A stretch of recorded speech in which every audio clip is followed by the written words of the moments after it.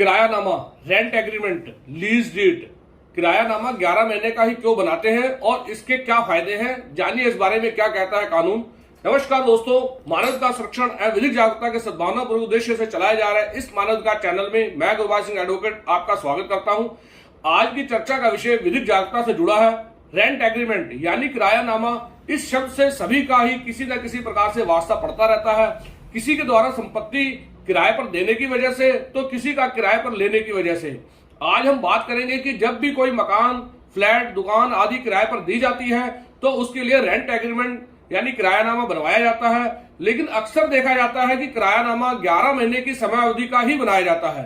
किरायानामा 11 महीने की अवधि का ही क्यों बनाया जाता है और इसके पीछे क्या वजह है, इसके साथ ही हम बात करेंगे कि किरायानामा 11 महीने का ही बनवाने के क्या फायदे हैं।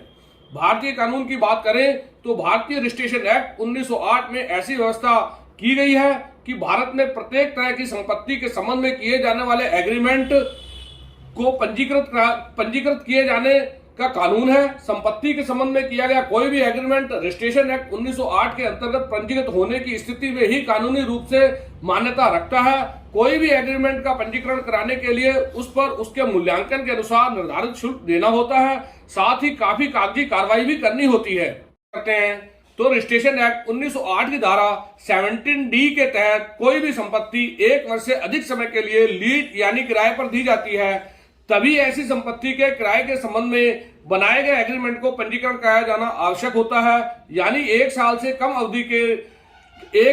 अवधि के लिए रेंट एग्रीमेंट या लीज एग्रीमेंट को पंजीकरण कराना अनिवार्य नहीं है। इसका मतलब यह है कि मकान मालिक 11 महीने का रेंट एग्रीमेंट बिना पंजीकरण के बनाते हैं तो इस धारा के अनुसार वह कानूनी मान्यता रखता है, बाधित नहीं है। 1 वर्ष या उससे लंबी अवधि के लिए रेंटल एग्रीमेंट बनाए जाने की स्थिति में उसका पंजीकरण कराना अनिवार्य हो जाता है।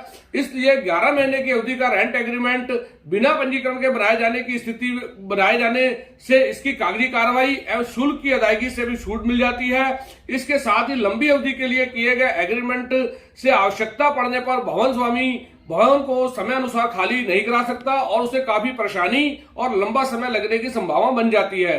किराया अवधि समाप्त होने के बाद नया एग्रीमेंट बनाते समय किराया वृद्धि का भी अवसर भवन स्वामी के पास रहता है, जो उसके फायदे के लिए होता है।